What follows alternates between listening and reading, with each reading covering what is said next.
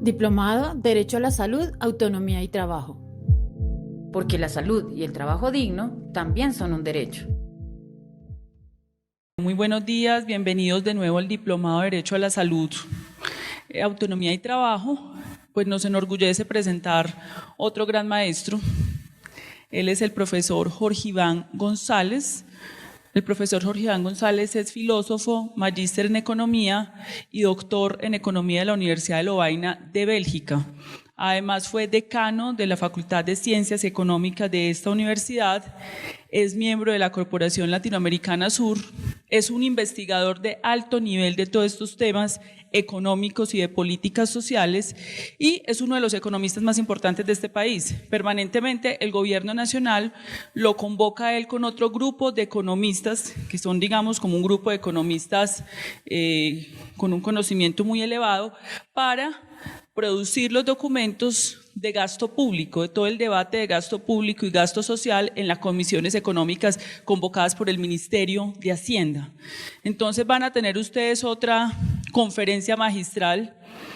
Él nos va a hablar sobre economía política de la salud y vamos a abordar dentro de nuestro módulo de debates contemporáneos todo el tema de los debates de la financiación de sistemas de salud y definiciones de gasto público y gasto social en el marco de las decisiones políticas de los gobiernos, de los estados. Entonces los dejo con él, va a ser una conferencia maravillosa y aprovechenla bastante. Listo. Muchas gracias, profesor, por acompañarnos. Muy buenos días, muchísimas gracias por la invitación. Yo quiero reflexionar sobre algunos temas generales de financiamiento de la salud y titulamos la charla Economía Política porque la economía es política. En algún momento, entre la primera y la segunda vuelta de las elecciones presidenciales pasadas, Mauricio Cárdenas, siendo ministro de Hacienda, decía que le estaban politizando la economía, como si la economía pudiera no ser política. Las decisiones económicas son políticas, las decisiones que toma Carrasquilla son políticas, las decisiones tributarias son políticas, las decisiones sobre gastos son políticas. Ahora los economistas cubrimos nuestras opciones políticas en un lenguaje que es muy potente, pero que solamente es un lenguaje. Detrás de las ecuaciones a veces decimos que se están haciendo modelos técnicos, que hay una tasa de tributación óptima técnica, que hay un gasto público óptimo técnico, pero finalmente todo es político. El lenguaje de los economistas tiene la característica que usted puede tratar de ocultar la opción política a través de ecuaciones, pero solamente es un lenguaje. Y ese lenguaje le permite a usted decir lo que quiera desde el punto de vista político. Frente a los temas de desempleo, el argumento de las empresas ahora es que el empleo es demasiado rígido en Colombia. El argumento que tenían hace un año era que los impuestos eran muy altos, el argumento que tienen ahora es que el salario es muy rígido. Se les bajaron los impuestos y el desempleo continuó subiendo. Ahora piden flexibilizar el salario de tal forma que puedan bajar el salario con el argumento de que esa es la causa del desempleo. Alemania sistemáticamente se ha negado a bajar el salario. Y Alemania lo que hace al no bajar el salario es obligar a los empresarios a mejorar la productividad. Si usted deprime el salario, pues tiene volteadores, gente cargando bultos en Corabastos. Si usted sube el salario, obligaría a Corabastos, que es una plaza absolutamente medieval, a que tuviera cadenas tecnológicas y que operara absolutamente de una forma moderna. Entonces, ¿qué pasa en Alemania? Si a usted le suben el salario, tiene que robotizar y tiene que mejorar la productividad. Entonces, esas son discusiones políticas. El tema de pensiones es una discusión política. El tema de salud es una discusión política. Evidentemente hay argumentos técnicos, pero los argumentos técnicos están al servicio de opciones políticas. Entonces, por eso el título, uno no se imagina un gran economista, cualquier gran economista, negando la naturaleza política de la economía. Ningún economista, ni las reflexiones económicas de Aristóteles, ni las reflexiones económicas del siglo XVIII de Adam Smith, mucho menos las reflexiones económicas del siglo XIX. Johann Stuart Mill, Marx, pues todos tenían absolutamente claro que la economía era política. Las reflexiones de la primera mitad del siglo XX, los grandes economistas, todos los grandes economistas han reconocido la dimensión política de la economía. Cuando un ministro de Hacienda se va al Congreso, está haciendo política. Cuando se sienta en el ministerio a hacer ecuaciones, está haciendo política. Entonces creo que es bueno insistir en esto. No hay plata para la salud, pero hay plata para la guerra, eso es política. Se reducen los impuestos a los ricos y se aumentan los impuestos a la clase media, eso es política. Se disminuye el gasto en determinados sectores y se aumenta en otros, subsidio a los empresarios, eso es política. Se permite que el grupo antioqueño, el grupo Aval tengan el 80% de los fondos de pensiones, eso es política. Se habla de que los fondos de pensiones se tienen que consolidar y que Colpensiones es un desastre, eso es política. Entonces yo creo que ese es un punto central que a veces se nos olvida, y como Cárdenas lo dijo de manera explícita, me están politizando la economía, entonces no sobra recordar que la economía es política o no es nada. Les voy a hacer algunos comentarios sobre el informe final de la Comisión de Gasto, que tiene unos elementos de economía política muy importantes. La Comisión de Gasto entregó el informe hace año y medio y desgraciadamente nadie le ha parado bolas, no le paraban bolas los candidatos a la presidencia, no le paró bolas el presidente, a duras penas la menciona el plan de desarrollo. El plan de desarrollo tiene 1.500 páginas, entonces mencionan todo. Es muy difícil que en el plan de desarrollo no mencionen algo, porque cuando usted tiene 1.500, 1.600 páginas en las bases, pues menciona todo.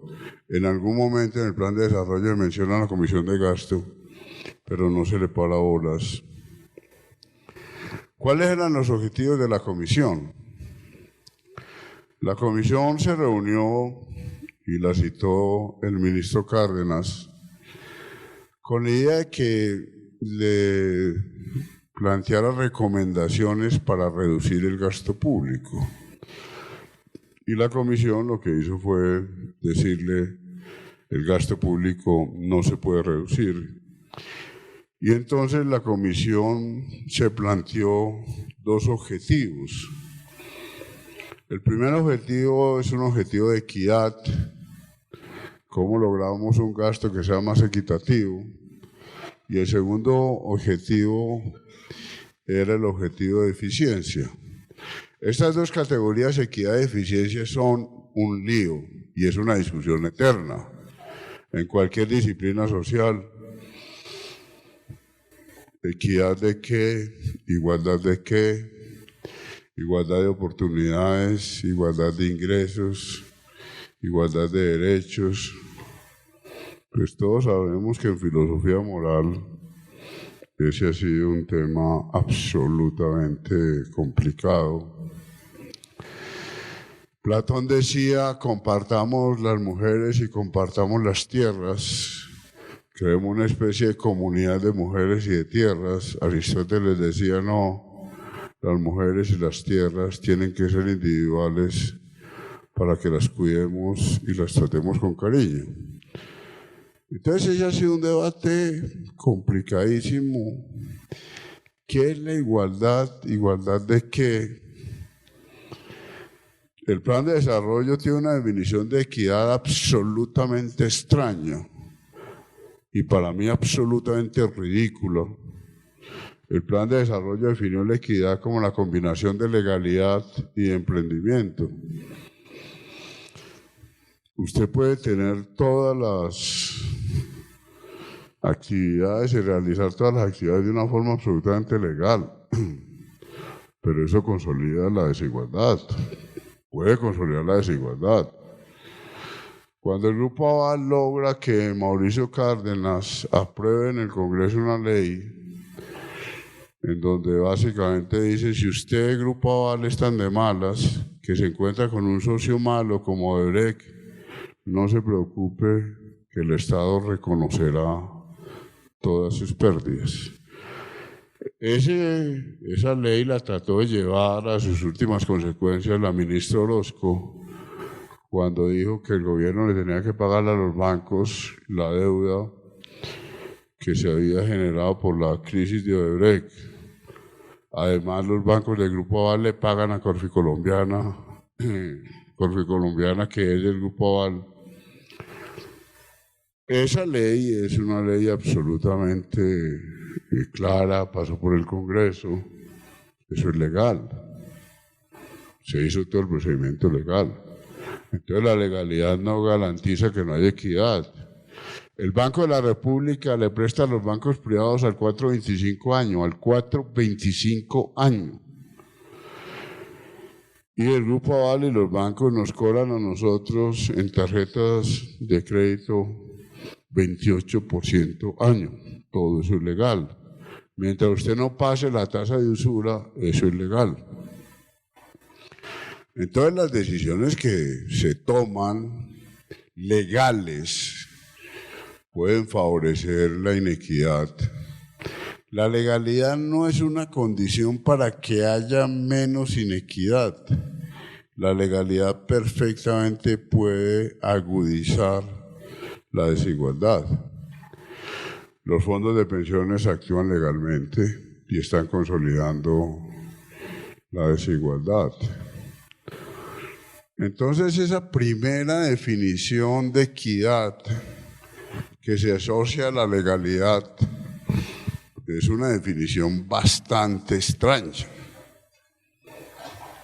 Uno puede discutir mucho si Amazon, si Google son legales o ilegales porque se mueven en una frontera muy azarosa, pero ni a Jeff Bezos, al presidente de Amazon, ni a los grandes propietarios los están persiguiendo por ilegales.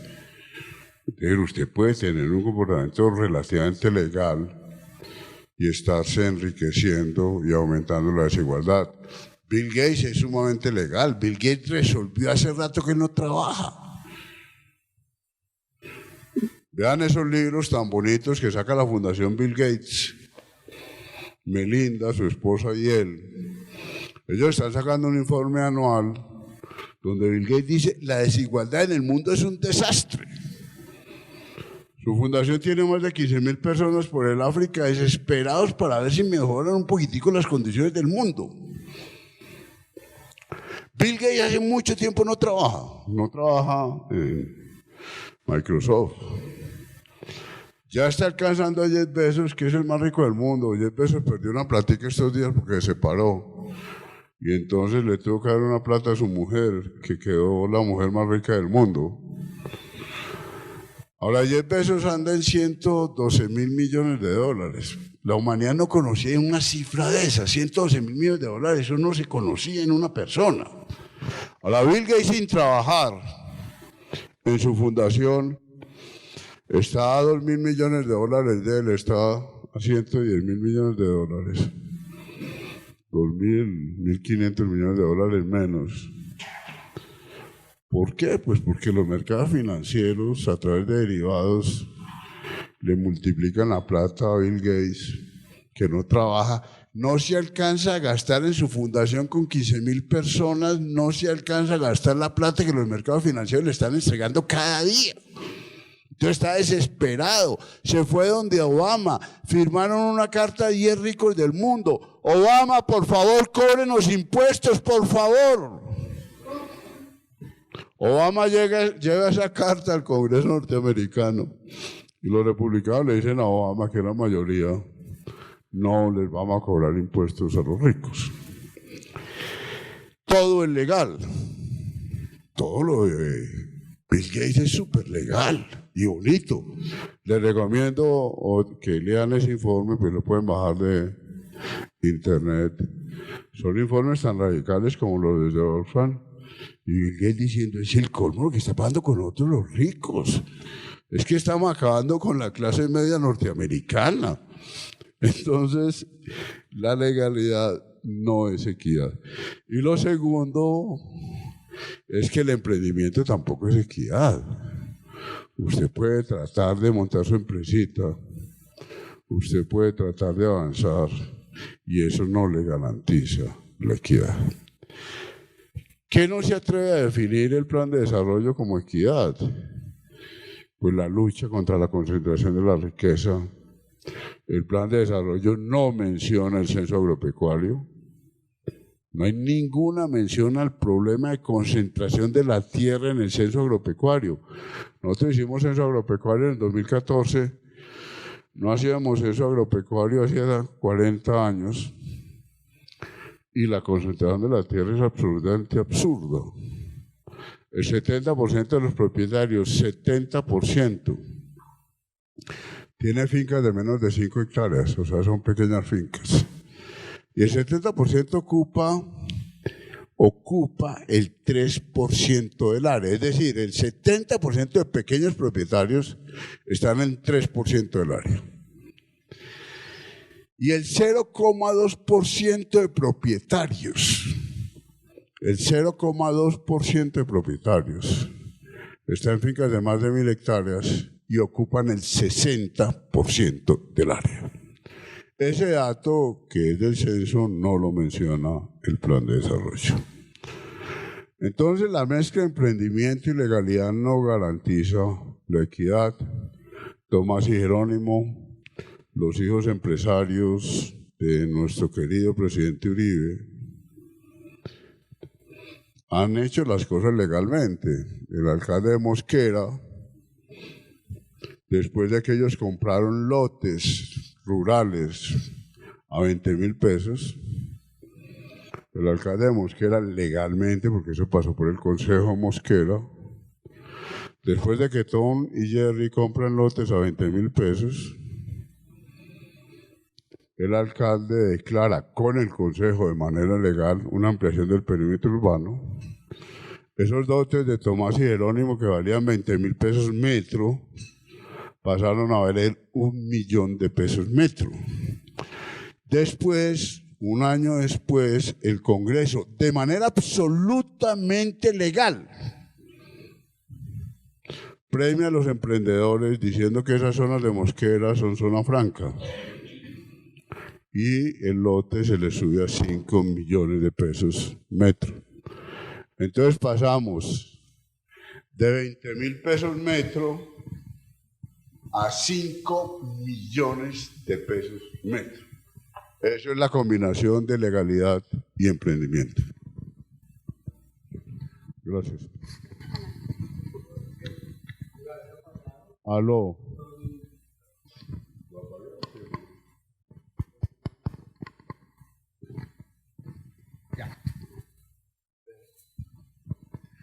Esa es la... No. Aló.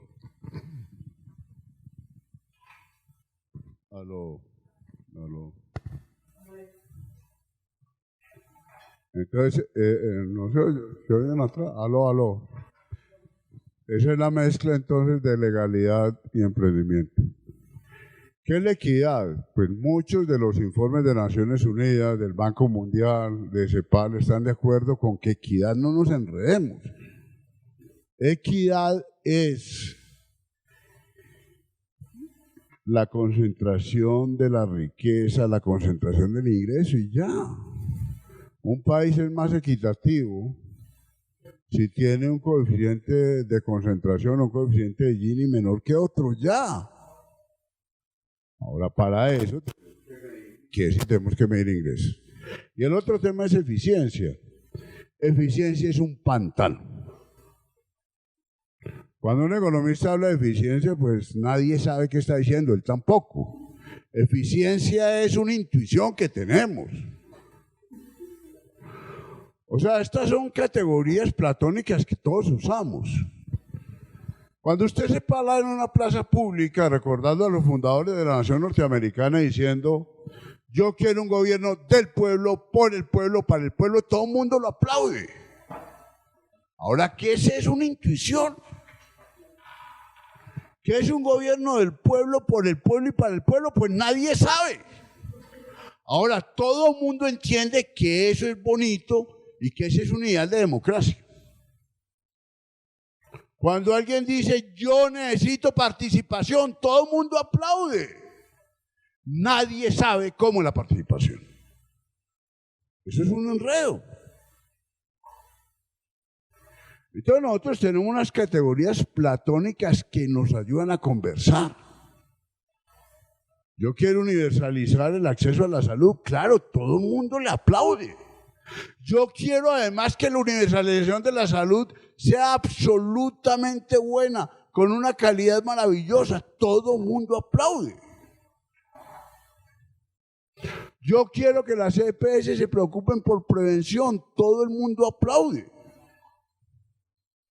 El ideal es que la EPS me busque a mí al año y me diga, usted no se ha hecho examen de próstata hoy, ahí le mandamos una ambulancia para que se haga el examen de próstata, que lleva un año en el examen de próstata.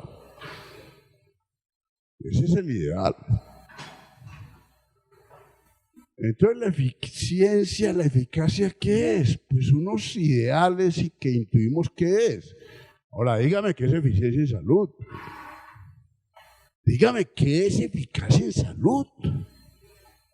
Pues yo tengo la intuición que la gente no habla de la plata, claro. Ahora que los hospitales estén full, ¿qué pasa si hay un terremoto en Bogotá? ¿Por qué no tenemos el 30% de capacidad de los hospitales sin uso? Porque tal vez un día puede haber un terremoto. ¿Cuánto debemos pagar por una droga de cáncer? Pues usted tiene unas intuiciones. Yo no le puedo pagar a los laboratorios lo que les dé la gana. Ahora, ¿cuánto les pago? ¿Cómo reconozco el costo de la investigación? Los laboratorios inventan cualquier cifra. Tirol dice, mire, el regulador, tiró el premio Nobel, el regulador nunca sabrá lo que hace el regulador. La habilidad del regulador es encontrar mecanismos para, sin saber lo que hace el regulado, poderlo regular de alguna forma. Todos los regulados le dicen mentiras al regulador, todos. Si usted les pide una hoja de Excel con los signos y gastos, al otro día se la mandan y se la mandan en colores. Pero todo es mentira. Ahora, ese no es un problema de los regulados de Colombia. Es un problema de los regulados del mundo entero. ¿Quién regula el Citibank? ¿Quién puede saber las operaciones y los derivados financieros del Citi? Nadie. Entonces las empresas le mandan a usted la hoja de Excel con lo que quiera y se la mandan a tiempo y se la mandan en colores. Ahora el regulado siempre le dice mentira al regulador. Aún en actividades como Transmilenio, donde usted tiene número de pasajeros, pues el regulador nunca le va a decir al regulador a cómo está comprando las llantas. Nunca le va a decir al regulador cuáles son las negociaciones que tiene con los bancos. Nunca le va a decir al regulador si los negocios que tiene Sudáfrica de buses apalancan o no los negocios que tiene en Bogotá. Nunca le va a decir cuál es la negociación con la Mercedes. DirecTV nunca le va a decir al regulador, nunca, cuál es el negocio que tiene con CNN. Ahora, si el regulador le pregunta, al otro día le manda la hoja de Excel con el dato del contrato con CNN. El regulador nunca sabrá ¿Cuánto le cuesta el satélite a DirecTV? Ahora, si el regulador le pregunta, le manda una carta enviada desde la casa principal mostrando que cómo se distribuye el costo de satélite en toda América Latina.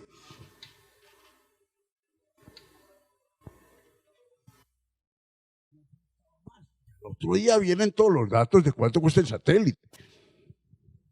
¿Qué hace el regulador? Pues decirles gracias. Entonces, si eso pasa con CNN, si eso pasa con DirecTV, pues nadie sabrá cuál es el negocio de DirecTV con Fox. Entonces, el tema de eficiencia es un tema que nosotros intuimos. ¿Qué es más eficiente, el metro elevado o el metro subterráneo? Pues a Petro se le metió como un principio, como un juicio básico, que el metro subterráneo. Eso es una discusión eterna. Porque si usted contrata a una empresa, Sener, que le justifique el metro subterráneo, pues se lo justifica. Si usted contrata a otra empresa que le justifique el metro aéreo, se lo justifica. ¿Qué es más eficiente? ¿Es contaminar el río Bogotá o hacer metro? Pues es una discusión eterna. ¿Dónde se decide eso? En la esfera política. Ahora, si usted necesita llevar al Congreso o al Consejo las bondades del río Bogotá, pues hace un contrato con los economistas. Los economistas le miden lo que usted quiera. Becker nos enseñó a los economistas que lo único que necesita un economista para medir es que lo contraten. Es lo único que necesita.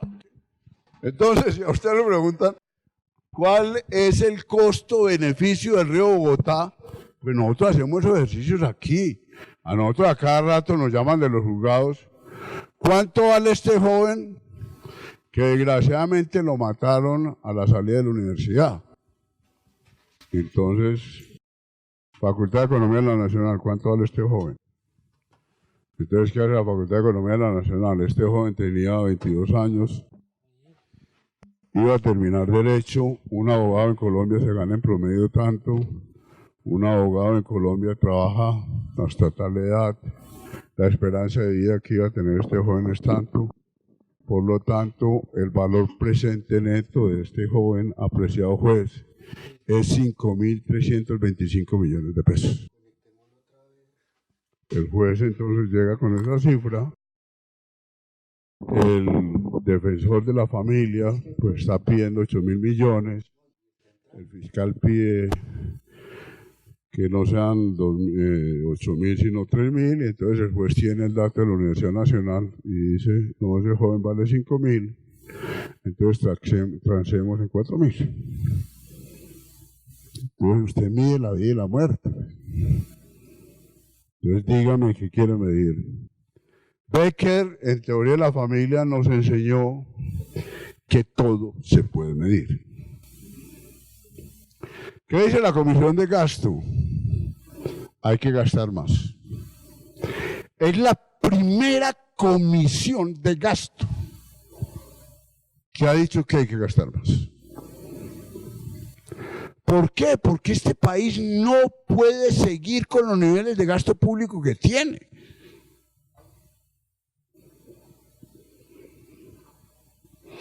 El presidente Duque se va con unos jóvenes brillantes para el Silicon Valley.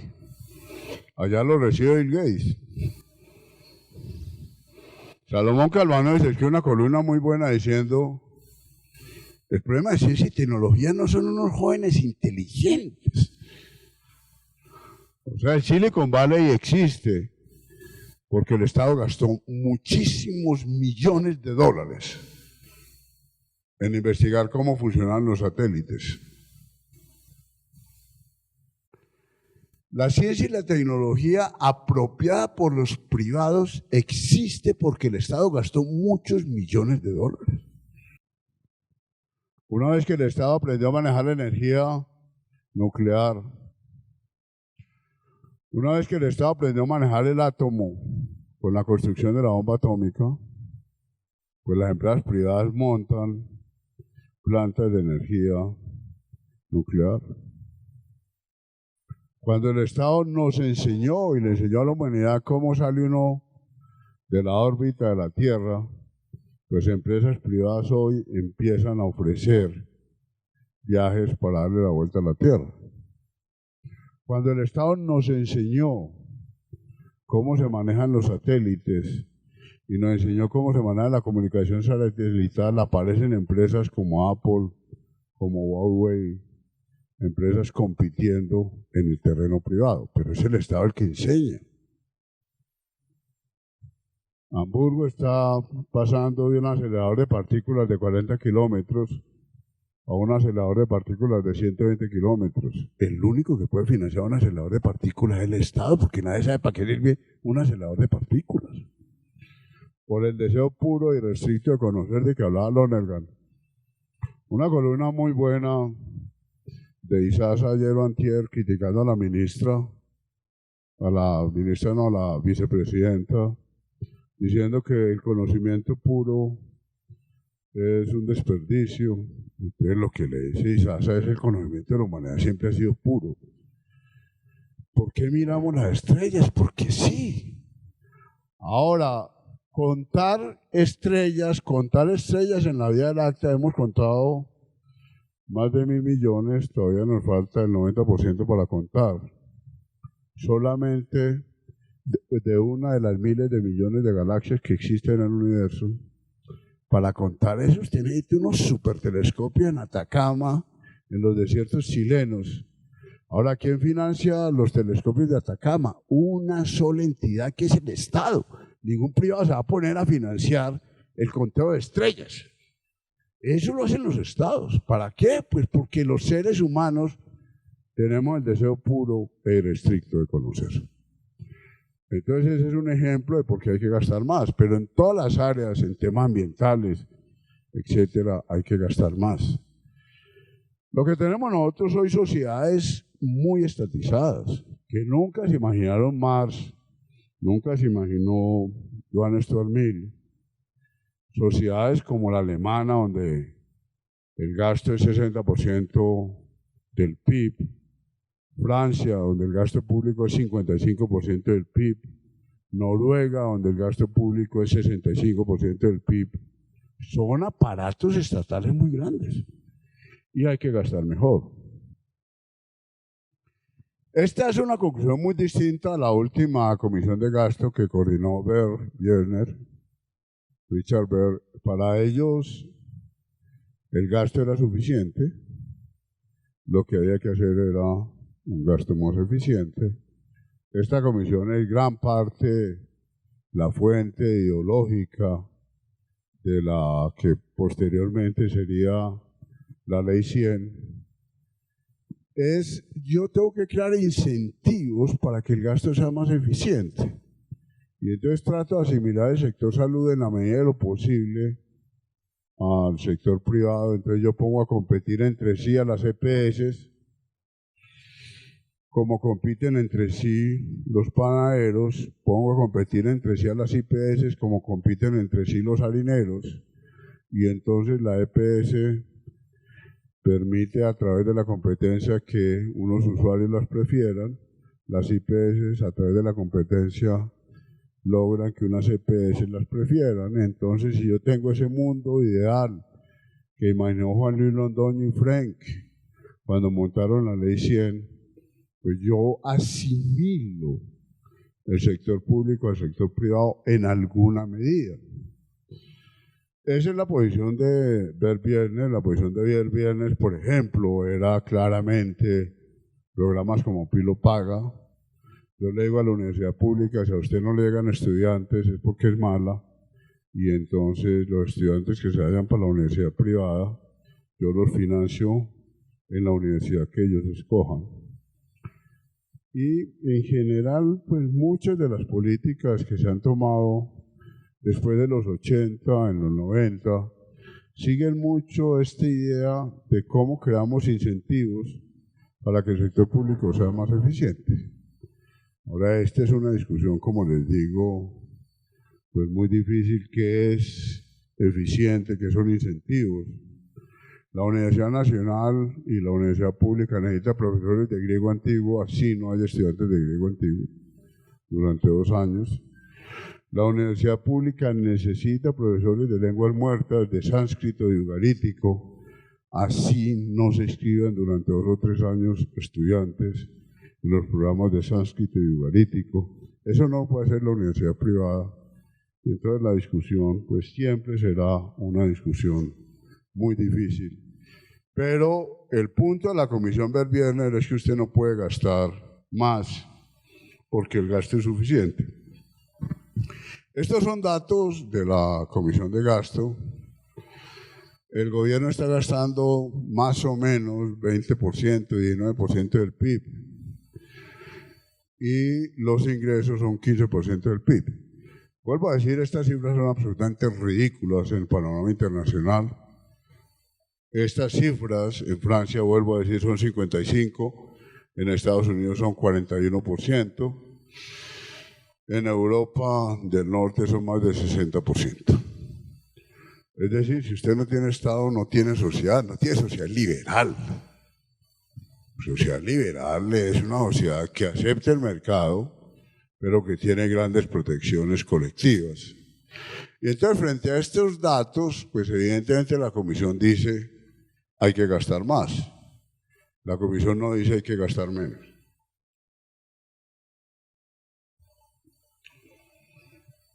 Y nosotros somos reacios a esto. Y les voy a mostrar las gráficas siguientes. A mí me da mucha risa que el ministro Carrasquilla pues no reconozca que el gasto tiene que seguir subiendo, sino que proponga que el gasto baje. Esto también indica que Colombia tiene unos niveles de tributación absolutamente bajitos. Cuando usted tiene una tributación del 15% del PIB, pues es de las tributaciones más bajitas del mundo. La gran ventaja, o una de las grandes ventajas de que Colombia haya firmado el acuerdo para entrar a la OCDE, es que siempre nos están comparando con otros 36 países de la OCDE, entre ellos en América Latina, Chile, México. ¿Y qué tenemos? Pues que siempre estamos de últimos en todo. La tributación en los países latinoamericanos es 24-25% del PIB. La tributación en Europa pues está lejísimos de nosotros. Entonces la ventaja de la OCDE es que nadie me puede decir a mí que la tributación de Colombia es alta. ¿Por qué? Porque la tributación de Colombia es muy bajita. ¿Quién dice que la tributación es alta? Pues lo dice Bruckmann Master, lo dice Roberto Steiner, lo dice Fede Desarrollo, pero haciendo unas maromas rarísimas. Steiner hace un estudio que fue famoso diciendo que la tributación de la empresa es el 70% de sus utilidades netas. ¿Por qué? Porque en el numerador pone todo, IVA, impuesto a la nómina, hace un numerador grandísimo y reduce el denominador, que es utilidad neta. Entonces le da que la tributación en Colombia es altísima. Ese discurso pues lo coge Bruckmann Master, lo coge la ANDI y se manifiesta en la ley de financiamiento. Pero cuando usted mira las estadísticas internacionales sencillas, no es que para esto tenga usted que hacer un trabajo de inteligencia, es el mismo trabajo de inteligencia del ejército, busque en Google y ahí encuentra las fotos, o sea, usted no necesita hacer una cosa muy complicada, usted busca en Google y encuentra esta foto.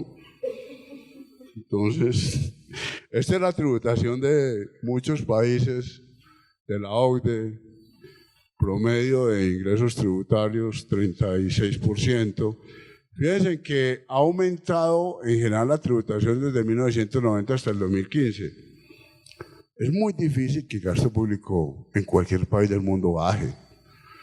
Wagner, que se llama como el músico, creó una hipótesis que llamamos la ley de Wagner, y es el gasto público como porcentaje del PIB siempre va a subir. El tema ambiental cada vez es más difícil. Si usted quiere doctorados en ciencias, pues el gasto sube. Si usted quiere calidad de la educación, el gasto sube. Si usted quiere aumentar la esperanza de vida, el gasto sube. Entonces el gasto tiene que subir. Si usted quiere sistemas de transporte masivos, trenes de gran velocidad, pues el gasto sube. Entonces, como ustedes ven, Colombia es un país con relativamente poca tributación comparado con otros países. Esta es la esperanza de vida y este es uno de los argumentos durísimos de Wagner. Miren la esperanza de vida en el mundo. Aquí tengo la esperanza de vida en el mundo, que es la azul, y Colombia. Tenemos datos para Colombia desde 1900. Fíjense que durante 3 siglos la esperanza de vida se mantuvo alrededor de 30 años. Estos días una charla muy interesante sobre la adolescencia. La adolescencia es un fenómeno en la segunda mitad del siglo XX. Ese periodo de la vida donde usted no sabe si es niño o adulto, pues la humanidad no conocía eso. Hasta finales del siglo XIX, principios del siglo XX, pues la esperanza de vida andaba en 32 años. Entonces usted pasaba de niño a adulto. Pasaba de niño a parir, pues, o de niña a parir, ¿qué más hacía? Y a trabajar, porque si usted tenía 32 años de vida. Lean ese texto tan bonito de Balzac, La mujer de 30 años, un texto escrito a principios del siglo XX. La mujer de 30 años comparada con una mujer hoy, es como una mujer de 70 años de hoy. Pues. La mujer de 30 años era una viejita. Ese aumento en la esperanza de vida, obviamente, es un beneficio. Colombia está sobre el promedio mundial. Entonces, ¿qué pasa con esto? Pues que esto cada vez es más costoso. Estos son los costos en salud per cápita. La línea roja es el promedio, pero fíjense en los países que tienen mayor esperanza de vida. Japón está por ahí arriba. Usted tiene unos costos absolutamente locos que van subiendo desde 1970. Estas series son desde 1970 hasta el 2000 y pico. Entonces, si usted quiere aumentar la esperanza de vida de 75 a 76 años, pues necesita trasplantes de riñón, necesita trasplantes de corazón, necesita escáneres sofisticados. Cuando teníamos esperanza de vida, pasarla de 30 a 40 años, pues era un problema de alcantarillas. Haussmann, acuérdense, Haussmann hizo 500 kilómetros de alcantarilla en París, cuando se da la gran reforma de París en 1860 bajo Napoleón III. Entonces la esperanza de vida en París empieza a mejorar con la construcción de las alcantarillas y con, básicamente, políticas de sanidad general, que eso es relativamente barato. Ahora, cuando usted empieza a tener esperanzas de vida de 76, 77, 78 años, el costo en el margen es brutal. ¿Quién puede pagar eso? Los estados. Usted no puede pretender que a punta de contribuciones la gente le pague trasplantes de riñón o trasplantes de corazón. Estos datos son muy impresionantes porque la línea roja es Estados Unidos. Estados Unidos no lo está aumentando al mismo ritmo que Japón, pero acuerden que Estados Unidos en este momento tiene casi 30 millones de personas por fuera del sistema de salud. Pero miren Dinamarca, miren Alemania, pues son unos costos que además no van a decrecer, son costos que se van a mantener muy arriba. Inclusive pueden ir aumentando en el margen. ¿Por qué? Porque los retos siguen siendo enormes. Yo he avanzado en temas motores, pero tenemos todo el problema de neuronas y de manejo de enfermedades como el Alzheimer, que son retos tecnológicos pues mayúsculos. En Colombia, el gasto entonces también ha ido aumentando, pero sobre todo tenemos unas diferencias territoriales enormes. Estos datos para política pública pues son datos gruesos, pero que nos muestran que los avances son muy desiguales. Evidentemente el promedio de Colombia en la primera gráfica es un promedio relativamente bueno, y creo que hemos avanzado desde los años 10, 20.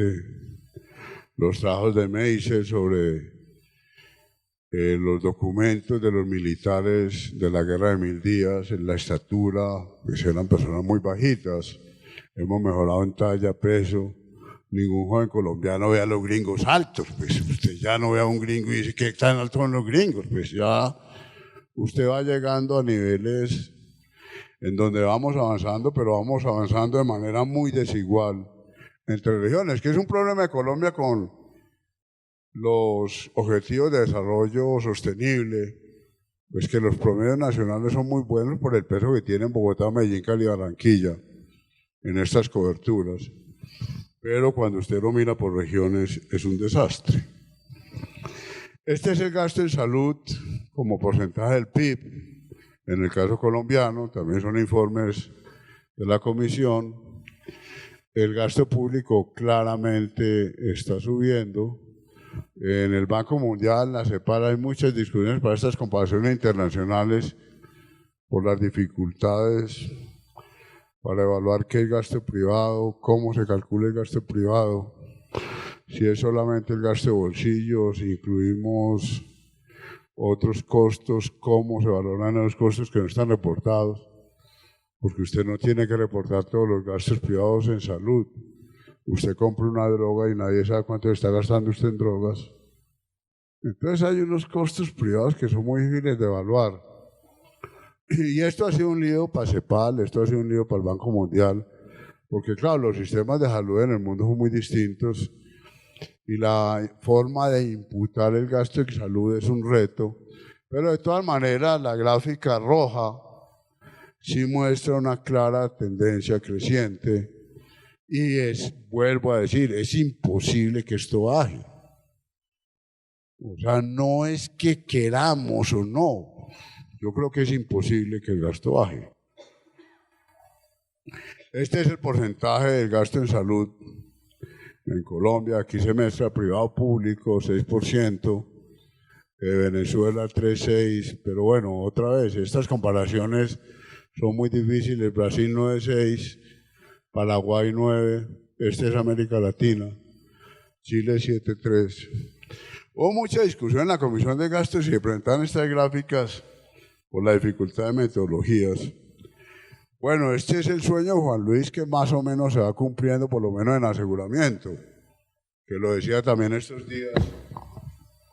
Tenemos asegurada al 99% de la población. Asegurada.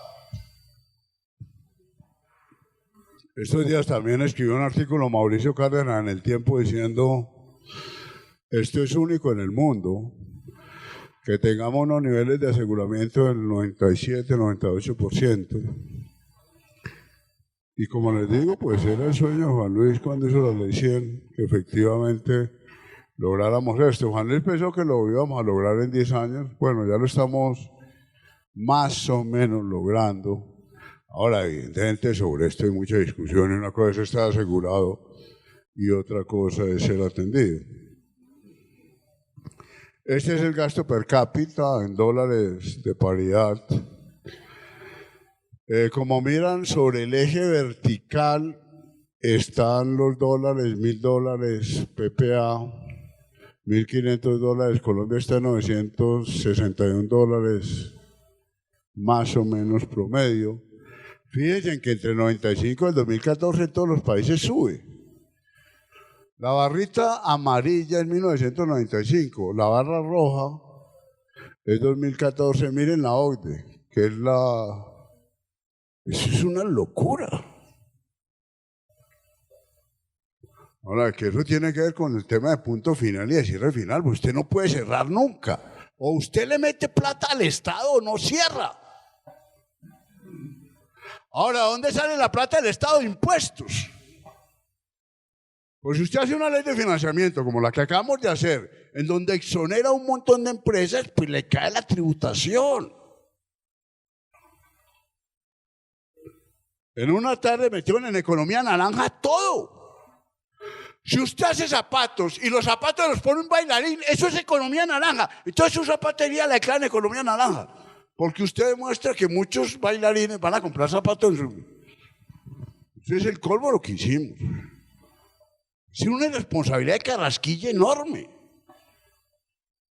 ¿Cómo se financia la salud? Pues aprendamos de la OCDE. Con impuestos, no hay otra forma. Y miren el aumento en la OCDE. Vuelvo, si usted quiere mantener esperanzas de vida altas, pues la única forma es financiar la salud. Y esta es una discusión de eficacia muy complicada. Miren el costo de los tratamientos contra cáncer, el exponencial desde 1995. Ahora, decía Alejandro Gaviria, esto aumenta la esperanza de vida 4 meses. ¿Qué hacemos si a una familia le entra lo que llama Alejandro Gaviria la tiranía de la esperanza? ¿Qué hacemos con una familia que insiste en que continúen los tratamientos de cáncer? Una persona como el papá de Matador puede decir, este cáncer ya no más. Por favor, eutanasia, por favor, eutanasia. ¿Cuánto luchó el papá de Matador para que le aceptaran la eutanasia? Ahora el problema, dice Alejandro Gaviria, es que la mayoría de personas y la mayoría de familias no son como la familia de Matador. Una vez que usted tiene el cáncer, pues le entra a la familia lo que él llama la tiranía de la esperanza. De alguna forma esto se puede resolver.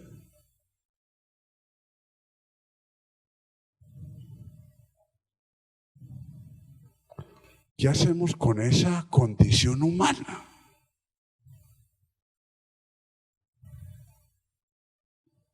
Mi hermano es neurocirujano y un día vimos la película de la persona cuadraplégica en España que finalmente se mata a él. Un familiar le ayuda con un pedacito de droga, otro familiar con otro y finalmente me dice mi hermano, tengo 10 cuadraplégicos, ninguno me quiere morir, todos están esperando, bueno, ustedes los que trabajan en medicina, Superman, esperando que la combinación de células madre finalmente me va a salvar. Este es un tema muy difícil. ¿Cuántos meses de esperanza de vida podemos justificar para este aumento absolutamente loco de las drogas? Entonces, ¿cómo hacemos?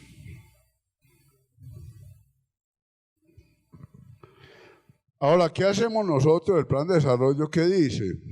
Y entro entonces cómo reacciona el ministro Carrasquilla. Nosotros nos inventamos la regla fiscal, que es un sueño, que son unos cálculos que hace el ministro. La regla fiscal dijo que el dólar a 3.500 lo íbamos a conseguir en el 2026. O sea, a los 3 meses de publicar la regla fiscal ya se había equivocado todo. ¿Por qué? Porque el dólar en la regla fiscal dice que 3.500 pesos. Ahora convertimos el modelo del Ministerio de Hacienda, que es la regla fiscal, el mundo imaginario del Ministerio de Hacienda y Planeación Nacional, en el eje, porque el plan de desarrollo dice los gastos del plan únicamente son posibles, si la regla fiscal lo permite. Entonces, ¿cómo se calcula la regla fiscal? Usted tiene un PIB potencial, el PIB que puede alcanzar la economía, y ahí mezcla usted el precio del petróleo, el de la inflación, lo que cree usted que van a ser los ingresos y gastos, ahí saca un déficit, y ese déficit en la regla fiscal usted dice cómo se va a reducir, y eso debe condicionar las finanzas del Plan Nacional de Desarrollo. Así está concebida la regla fiscal. Ahora, es un mundo imaginario del 2030, donde usted tiene que inventar los precios del petróleo, usted tiene que inventar los precios del dólar, usted se tiene que inventar el PIB potencial. Y cuando uno mira esto, pues le da risa. Otra vez, Carrasquilla habla como técnico, pero esto es risible. Esto es lo que él se imagina que va a ser el PIB. Fíjate que esto va desde 2008 hasta 2030. Es que a mí sí me da como una sensación de dolor cuando el Congreso o cuando el ministro dice ante el Congreso: yo no puedo apoyar eso porque yo tengo que cumplir la regla fiscal. Es como si usted se inventara un cuento, cualquier novela, y dijera: yo condiciono todo el gasto de la sociedad a mi novela. Ahora, como esto lo llenan de ecuaciones y además la primera versión de la regla fiscal la escriben en inglés, entonces esto parecería científico. Pero miren las proyecciones. Inflación, ¿por qué 3? Y la deja en 3. El valor del dólar. Es que esto es risible. Miren, esto se publicó hace 6 meses. Como dice Taleb, los economistas no están estúpidos que publican todas las proyecciones. Y la sociedad es tan estúpida que lo sigue contratando. A Fitch, o sea, cuando usted va donde el brujo, donde la bruja, a usted le va a pasar esto y tal, usted vuelve al año y le dice: yo no le dije eso, perdóneme, usted me entendió mal. Porque ningún brujo es tan estúpido de escribir lo que predice. Nosotros los economistas lo escribimos y además de que lo escribimos nos vuelven a contratar. Pero es que miren el dólar. Esto se publicó hace 6 meses. El dólar de Carrasquilla iba a estar a 3.500 en el 2027. En el 2027. Y cuando usted cambia el valor del dólar, pues se modifica toda la regla fiscal. Esto es absolutamente ridículo. ¿Y por qué puso petróleo a $70? Porque le dio la gana. Y de pronto, después de esto, lanzan bombas sobre Arabia Saudita. Esto es para reírse. Lo que pasa es que cuando, frente a estas proyecciones, usted condiciona el gasto en salud y condiciona las finanzas del plan de desarrollo, esto es dramático. Miren el sueño de Carrasquilla. Este es el panorama fiscal de la regla. La barra amarilla son los ingresos tributarios. Él sabe que la ley de financiamiento le quedó absolutamente estrecha. Desde 2019, la barra amarilla empieza a bajar los ingresos. Él sabe que la ley de financiamiento es ridícula y le va a bajar los tributos. Él debería estar feliz, en lugar de estar diciendo la estupidez que dijo estos días, que si la Corte Constitucional le rompe la ley de financiamiento va a perder 1.000 billones de pesos. Yo no sé dónde sacó esa cifra. Debería estar feliz porque la ley de financiamiento lo que va a hacer es bajar los impuestos, los ingresos. Y entonces miren la barra azul. La barra azul es la de gasto. Hasta el 2030 él cree que el gasto público puede bajar. Entonces nos va a poner un gasto público que estaba en el 18, 19, nos lo va a poner en 16 en el 2030. Cuando uno ve esto, uno dice: ¿por qué sigue de ministro? O sea, si no puede ser Robledo y nadie con la oposición cuando los Panama Papers, un ministro de impuestos en Canadá, en Panamá, la línea roja es lo que él sueña que va a ser el déficit fiscal. ¿Quién le cree que el gasto público va a bajar? Estas son las tablas, estos son los valores. Entonces él reconoce que los ingresos van a caer del 16.6 al 15 y supone que el gasto público va a bajar del 19 y el 16.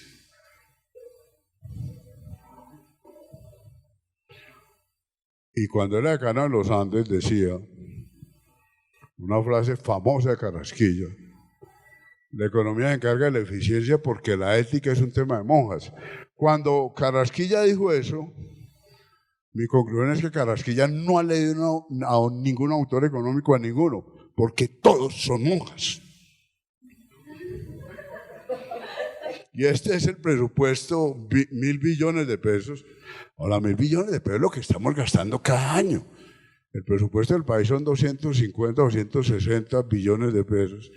El de ahora son 270. Pues este es el plan de desarrollo de 4 años.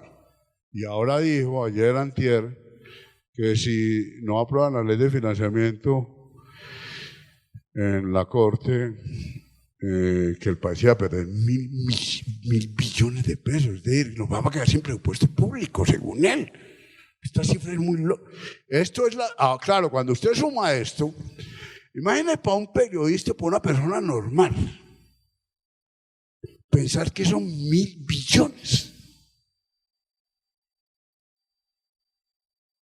Si periodistas cultos como Yamit,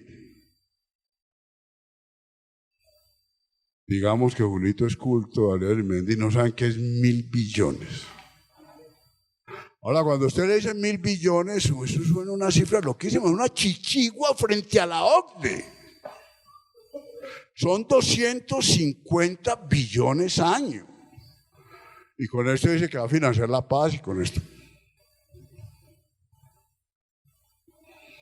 El tema de pensiones, no voy a hablar de eso, pues es también absolutamente ideológico. Es un favor que le quieren dar desesperados al Grupo Aval y al Sindicato Antioqueño a través de Protección y Porvenir. Entre Protección y Porvenir ya está emanando el 83% del ahorro pensional. A mí sí me impresiona mucho que Santiago Montenegro, el jefe de Asofondos, ahora sea el gran preocupado por el equilibrio fiscal del país. Y todos estos cuadros que están en la Comisión de Gasto para decir, mire, el problema pensional colombiano no es el problema. Estamos dedicando a pensiones 3.9% del PIB. Frente a otros países, Europa tiene en Italia 14% del PIB, 13% en Francia. Entonces el problema pensional colombiano obviamente es un problema, pero no es el problema, como nos están haciendo pensar ahora los fondos de pensiones. Esta entonces es la situación fiscal, que es la barra amarilla. Esto es lo que nosotros llamamos en economía el balance macroeconómico, que es la combinación de la situación fiscal, que es la barra amarilla, y la situación del sector externo, que es la línea roja. ¿Qué es lo impresionante de la línea roja? Que aumentó durante la bonanza. Estos días que se murió Guillermo Perry, a quien pues admiramos aquí en este auditorio, estuvimos el año pasado. Guillermo Perry tenía una cualidad y era que venía donde lo invitaran, y la última vez que yo tuve la oportunidad de estar con él fue aquí en este auditorio hace un año. Guillermo Perry siempre dijo, la tecnocracia colombiana es muy buena. Ahora, uno dice una tecnocracia colombiana, miren la línea roja. La línea roja es el balance con el exterior, el balance en la cuenta corriente. Cuando empezó la bonanza estábamos en menos 3,1 y cuando terminó la bonanza llegamos a menos 6,3% del PIB. Es decir, las importaciones crecieron mucho más que las exportaciones, aún exportando petróleo a $100 el barril, o a más de $100 el barril. Es decir, una tecnocracia que permitió que durante la bonanza, en lugar de tener una balanza en cuenta corriente positiva, la tuviéramos negativa. Es una tecnocracia mala. Y esa tecnocracia es Cárdenas, que fue nombrado el mejor ministro de América Latina. O sea, la bonanza la desperdiciamos. Exportamos petróleo e importamos de todo. Pasamos de importar 1 millón de toneladas de alimentos. En el 2010 importábamos 1 millón de toneladas de alimentos básicos, café, maíz, trigo. Hoy estamos importando 15 millones de toneladas. Entonces no voy a hablar mucho sobre esto porque no es el tema, pero el sueño de Carrasquilla, el sueño del gobierno es bajar el déficit fiscal a menos 2,1% del PIB, pero bajarlo a punta del sueño de reducir el gasto. Y entonces, ¿por qué ha optado Carrasquilla? Por hacer mano más Ponzi. Ponzi era un banquero italiano. Todos de alguna forma caemos en la lógica Ponzi. Ponzi es pagar deudas viejas con deudas nuevas. A ustedes le estaban haciendo la tarjeta, es lo que llamamos gimnasias financieras, todos lo hacemos. Si usted puede comprar un carro de 60 millones, usted compra el carro de 80. ¿Para qué? Para quedar un poquito ahorcado. Si usted puede comprar un apartamento de 400 millones, pues compra el de 500. ¿Para qué? Para quedar un poquito ahorcado. Si usted va al Éxito, señor, ya tiene la tarjeta Éxito. Un día en el Éxito, usted iba a comprar $1.000.000 en un equipo de sonido. Señor, ya tiene la tarjeta Éxito. No, niña. No me interesa. A los 10 minutos vuelve la muchachita. Señor, por favor, me da su cédula. ¿Para qué? Le doy la cédula. Señor, usted tiene un cupo de 10 millones. Niña, yo no voy a hacer vueltas. No, señor, aquí en esta esquina le entregamos su tarjeta amarillita de Éxito. ¿Y qué más tengo que hacer? No, señor, nada. ¿Y usted que está con el hijo o alguien ahí? Bueno, el cuento es que termino con la tarjeta de Éxito y en lugar de 1 millón compro algo de 3 millones. Entonces, usted se ahorca un poquito. ¿Por qué? Pues porque la condición humana. Entonces, todos caemos en el efecto Ponzi. Ponzi se hizo famoso porque pues creaba pirámides. Y entonces, ¿qué es lo que está dando Carrasquilla? La ley de punto final es muy curiosa, es emitir test. Claro, usted le entregó una EPS y un test a 10 años y la EPS inmediatamente lo negocia en el mercado secundario por el 95% del valor del test y resuelve el problema de liquidez de la EPS, obvio. Pero entonces usted está dejando una deuda. Miren este cuadro, es del saldo de deuda de Colombia. El saldo de deuda pública de Colombia es 56% del PIB. Como está haciendo las maromas Ponzi, entre ellas la de cierre final, la de punto final, es que va a bajar esto en 59-60%. Cuando Argentina, en los años 80, cuando Argentina entró en la negociación de la deuda, cuando se hablaba de la gran crisis de la deuda latinoamericana, la gran crisis de la deuda, el saldo de deuda de Argentina, es decir, lo que hoy en Colombia es 56% del PIB, en Argentina era 28%. Ahora ya nadie habla de la crisis de la deuda colombiana, la crisis de la deuda latinoamericana. ¿Por qué? Porque el mundo se disparó. Los gringos no tienen 56%, los gringos tienen 105%.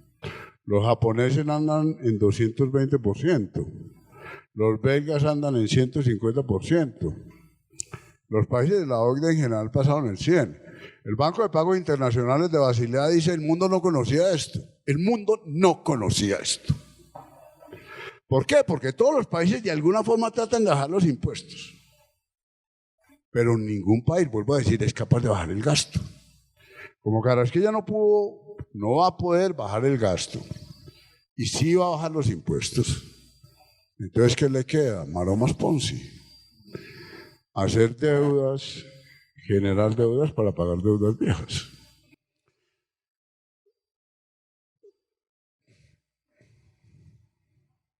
Y el saldo de deuda, el costo de los intereses de la deuda, pues esto es loquísimo. Esto está más alto ya que la inversión. El costo de la deuda solamente por intereses, no por pago a capital, es el equivalente al presupuesto de la Nacional durante 22 años. En un solo año, en otras palabras, en un solo año estamos pagando en interés de la deuda 22 universidades nacionales. Ahora, esto no lo ven, pues yo se los digo duro. Esto es el mundo. Japón 147%, Italia 102%, Grecia 104%. El mundo es una burbuja. El mundo es un mundo Ponzi. Está Alemania que es juiciosa, está en 66%.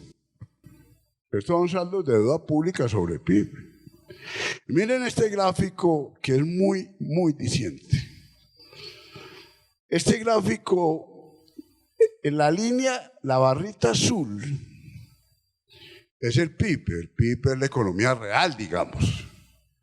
La barra roja son activos financieros y la barra amarilla son derivados financieros.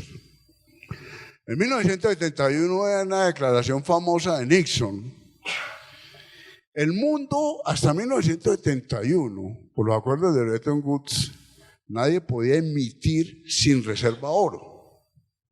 Si un país quería emitir, tenía que llamar al Fondo Monetario. Fondo, mire, le muestro estas barritas de oro que llegaron. Sobre esto yo quiero emitir tanto. Y el fondo le aprobaba o no la emisión.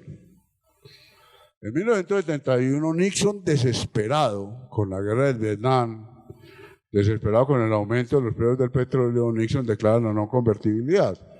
De ahora en adelante, en 1971, que es una fecha crucial para todo esto, los dólares que circulan en el mundo dependen del poder económico, político y militar de los Estados Unidos, no del oro que hay en la Reserva Federal.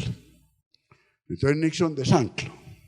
Inmediatamente la Bundesbank desancla, inmediatamente De Gaulle dice, ese privilegio exorbitante de los Estados Unidos no es solo de los Estados Unidos, entonces nosotros también desanclamos. El mundo se desancló. Entonces en 1980, si el ancla es la economía real, es el PIB. En 1980 todavía el mundo financiero, por decirlo de alguna forma, correspondía al mundo real. Miren, en lo que va el PIB en el 2014, el PIB, vuelvo a decir, es la barrita azul. Miren lo que van los activos financieros y los derivados.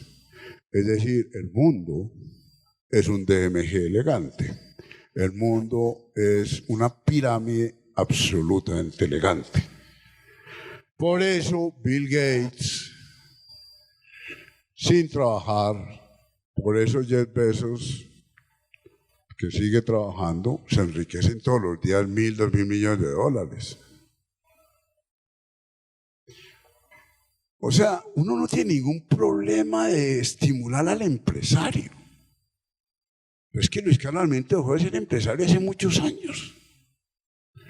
Por eso, cuando uno habla de estas cosas, entonces le ponen el ejemplo del empresario en Restrepo. O el carpintero juicioso. No se trata de que el carpintero juicioso tribute. Se trata de que estos derivados tributen. Entonces, con que usted le ponga el 2 por 1000 de impuesto a todos estos derivados, pues usted financia el problema de pensiones de la humanidad. En las manifestaciones en la Plaza del Sol en Madrid, le preguntan a uno de los manifestantes, ¿usted cuál es el sistema financiero mundial? Yo no sé cuál es. Yo sé que el que es un desastre. O sea, yo no me muevo por teorías perfectas de justicia, como dice Sen, sino por ideas aproximadas de lo justo. Yo sé que esto es una desgracia. Me quitan el apartamento y además me llegan las facturas y me siguen cobrando. Entonces yo salgo a la Plaza de Madrid a romper eso. ¿Por qué? Porque esto es injusto. ¿Cómo habría el sistema financiero perfecto? Pues yo no sé. Lo que sé es que esto es injusto. Ahora, si usted pone aquí estos capitales internacionales, paguen el 2 por 1000, pues no hay problema de pensiones. No hay problema de nada. Por eso ese indignados. Esto es indigno. Y es indigno que lo paguen, porque creamos una burbuja financiera. Entonces, ¿qué hacemos? Pues avancemos en prevención, obviamente. O sea, el ideal es que creemos mecanismos para que las EPS crean en la prevención, mejoremos la supervisión. Ahora, el punto final, ¿cómo lo vamos a hacer? Pues ya para terminar. Ahora hemos aumentado cobertura, ya esto lo he dicho. El gasto en salud es relativamente progresivo, yo creo que hemos avanzado. Entonces, ¿qué vamos a hacer? Pues nadie sabe cuánto valen estas deudas, el stock de deuda es 7 billones, pero tenemos un flujo de deuda de 1.8 billones año. Vamos a seguir haciendo malomas Ponzi. ¿Qué vamos a hacer? Ahora, esto es claro, no se puede tocar. Entonces, ¿qué? ¿Cómo avanzamos? Ahora, un criterio básico es: hay que cobrar impuestos, hay que cobrarle a los ricos, hay que cobrarle. Mire lo que hizo el Centro Democrático. Como el catastro multipropósito ya es absolutamente claro, este es un país premoderno, sin títulos de propiedad agropecuarios, el 60% de las posesiones no tienen títulos. ¿Qué aprobó legalmente en 15 días el Centro Democrático en el Congreso? ¿Qué hizo aprobar? Que el predial no puede subir más de IPC más 8. Es decir, si usted tiene una finca absolutamente subvalorada en catastro y ahora se la actualizan, pues le puede aumentar el predial en 300%. Fincas en Mesa de Yeguas, fincas en Apulo, de 1.500 millones de pesos, pagando unos prediales absolutamente ridículos de menos del 1 por 1.000, de 300.000 pesos. Usted tiene una finca en Apulo, de 1.500 millones de pesos y paga al municipio de Apulo 300.000 pesos. Entonces el Centro Democrático encontró una fórmula que el Congreso le aprobó, y es que el predial no puede aumentar más que inflación. Entonces, si a usted le actualizan el valor catastral de su finca, no puede pagar o no debe pagar más de la inflación más 8 puntos. Entonces, la única forma de aumentar la cobertura y la calidad es a través de impuestos, con esta discusión. ¿Cómo resolvemos esto? Con el sentimiento moral de Adam Smith y con el olfato político, porque no hay ningún método técnico para resolver esto. Y entonces, ¿qué es el derecho a la salud? Pues la discusión de qué damos y cómo lo damos y a quién se lo damos. Bueno, esa es un poco la idea. Pues dejo un tiempo para comentarios, preguntas. Doctor, hay una cosa que es preocupante con relación a los capitales que están saliendo del país para paraísos fiscales. Y otro tema preocupante es el dinero que se está destinando a los subsidios. ¿Qué opinión tiene sobre eso? Gracias.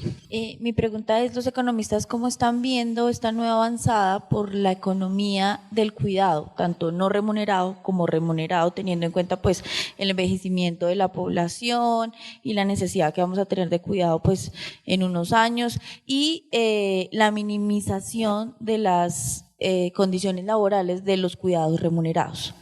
A su entender, ¿qué solución podría plantearse económicamente para el desbalance que hay entre necesidades de salud y remuneración de trabajadores en salud? Bueno, la primera, pues los paraísos es una desgracia, ¿no? Por los Panama Papers, acuérdense que todo es gente de bien, pues. Darío Arizmendi, Roberto Inestrosa, el hijo de Fernando Inestrosa. Pues ayer están en el externado y me dicen: ¿qué hacemos los estudiantes? Y si estuvieran en la Nacional yo hubiera empapelado esto. Pero bueno, Roberto Inestrosa, Alberto Carrasquillo, Humberto de la Calle, Juanita León.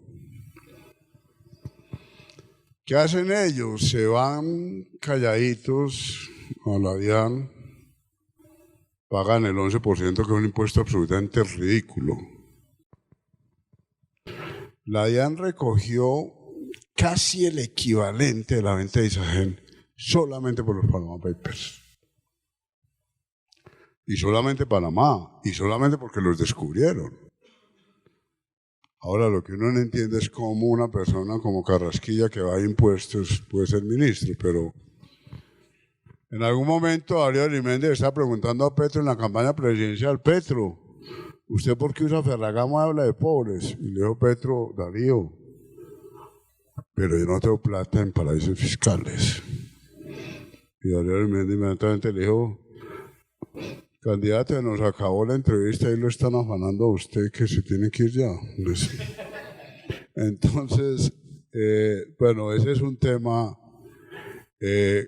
Orfan tiene la teoría de carrera de mínimos. Orfan dice: el problema es que los paraísos fiscales están convirtiendo en un refugio para todos estos derivados muy complicado. El gobierno de Canadá, mire, Canadá quiere insistir en el estado del bienestar. ¿Pero qué le dice una empresa en Ontario? Pues yo me voy ya para Estados Unidos, estoy a 2 horas y media de transporte, y Estados Unidos me cobra menos impuestos. Entonces usted empieza a bajar la tributación del mundo entero. Esos datos de saldo de deuda son por eso. Usted empieza a bajar la tributación, no puede bajar el gasto. Francia no se deja cerrar una guardería en ningún pueblo de Francia. Pues. O sea que usted, un alcalde haya cerrado una guardería en Francia, pues se le subleva a toda la población. Ahora, ¿por qué los chalecos amarillos están bravos? Pues porque el 50% de tributación del PIB lo está pagando clase media. Y el chaleco amarillo es un símbolo de la clase media. En Francia usted necesita tener junto con el extinguidor y todo un chaleco amarillo para ponerse cuando se está cambiando la llanta. Usted pone el chaleco amarillo para que no lo coja un carro. Entonces es muy representativo los chalecos amarillos de la clase media francesa, que está desesperada por la tributación, porque no le están haciendo tributar a los ricos. Entonces, claro, los ricos siempre tienen el refugio en el paraíso fiscal.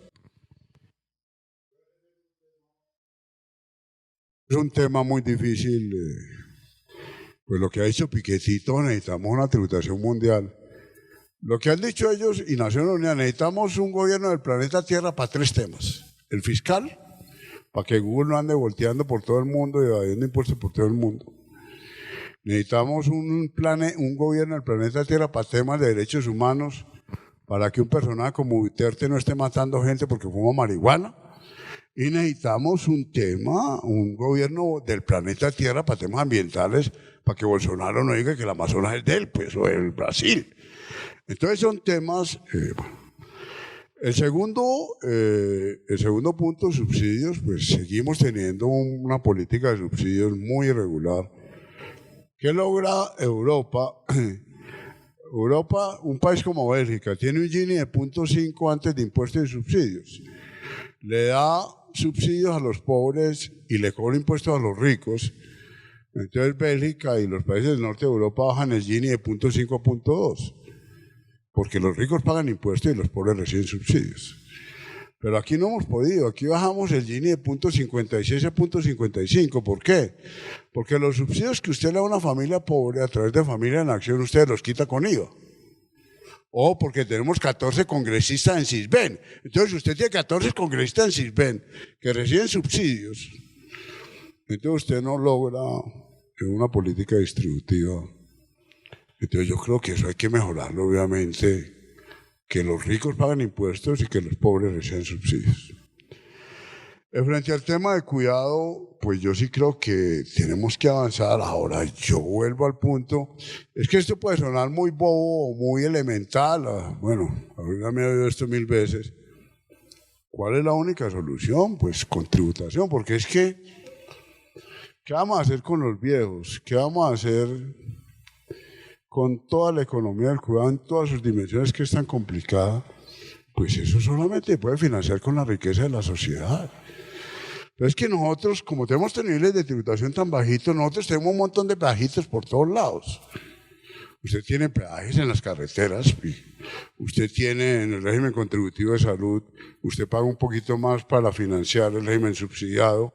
En los estratos de servicios públicos, el 5 del 6 pagan un poquito más para financiar a los 2, 3. No es suficiente la EPS, entonces usted necesita una prepagada. Si además usted tiene al papá o la mamá enfermo, pues tiene que pagar un servicio de ambulancias especial. Es decir, Colombia es un país de peajitos, porque como usted tiene una tributación tan bajita, pues eso no le alcanza. Entonces ponemos un montón de peajitos. Usted necesita vigilante en su apartamento. ¿Por qué? Porque la policía no alcanza a vigilar su apartamento. A un francés, un profesor de la Sorbona, por ejemplo. Un profesor de la Sorbona gana 8.000 euros. Y uno dice 8 por 3, 24, que 24 millones, qué maravilla. Pero le quitan de entrada, le quitan 3.000 euros de impuestos. Ahora no lo vuelven a molestar. Ya nadie le vuelve a cobrar pedajitos y cositas y va por las autopistas, no es que cojan la superautopista. En el colegio el niño nadie lo vuelve a molestar, el niño llega con su clarinete y no vuelve a preguntar dónde hay que pagar el clarinete. La señora que está en su apartamento es una señora por ahí que abre la puerta cuando le da la gana, pero el apartamento no necesita un policía armado, porque la policía de París cuida los apartamentos. El día que usted se enferma, pues pone un timbre y aparece un un servicio de atención médica. Entonces, el profesor se gana 3.000, un apartamento en París de 80 metros, 70 metros, vale 3.000 euros. Entonces, el profesor de la Sorbona ya lleva 3.000 en impuestos, 3.000 en apartamento y le quedan 2.000 para venir a Colombia de vez en cuando, una vez al año, y para tomarse unos vinitos. ¿Pero qué más le alcanza a un profesor de la Sorbona? 8.000 euros. Entonces, claro, puede ir a un restaurante una vez por semana, pero vivía a ras. Entonces, claro, cuando usted tiene un Estado que le quita de entrada el 35-40% de su ingreso, pues es un Estado que puede atender a los viejos. El 55% de las familias, de las personas de París viven solas, viejos y jóvenes. Entonces, ¿qué tiene el viejo? Pues timbre en la sala, timbre en la cocina, timbre en la pieza, timbre en el baño. El día que se infarta, pues timbra y aparecen unos paramédicos y se lo llevan rápido. Ahora, eso es el mundo ideal. Berry escribe un artículo muy bonito diciendo: yo prefiero al viejo caribeño. Berry se casó con una colombiana, al sistema canadiense o francés. Yo prefiero al viejo caribeño en una hamaca viejo lleno de sobrinos, de nietos por ahí volteando, que a un viejo francés lleno de timbres. Entonces, ¿qué es la buena vida? ¿Qué es la vejez? Ese es un tema, pero yo sí creo. Ahora, hay un Fondo de Naciones Unidas muy bonito sobre por qué no le dedicamos tiempo a la economía del cuidado. Entonces miran los noruegos. Los noruegos entre los dos, entre la pareja, tienen como 5 meses, 6 meses de maternidad. ¿Y qué pasa? Que no lo usan.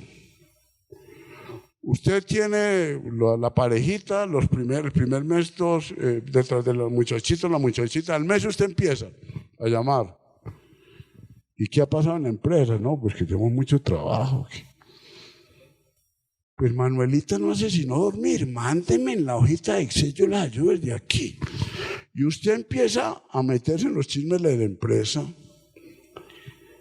Además le da miedo que le estén haciendo el cajón por ahí. Y termina la gente yendo a trabajar antes de tiempo. La pregunta de Naciones Unidas es: ¿por qué no hay tiempo para el cuidado? ¿Y por qué esta sociedad nos crea esas? Pues un poco que la defensa también del ingreso básico universal. La gente no es perezosa, la gente trabaja. ¿Por qué? Porque le gusta trabajar. Y el otro tema, el tema de empleo, pues yo sí creo que hay unas discusiones enormes sobre eso. Yo creo que deberíamos tener empleos mucho más formales en los hospitales, mucho más, acabar con la contratación que tenemos ahora. La Comisión de Gasto tiene un capítulo de contratación pública diciendo: es absurdo que en este momento casi el doble de empleados públicos estén por contrato.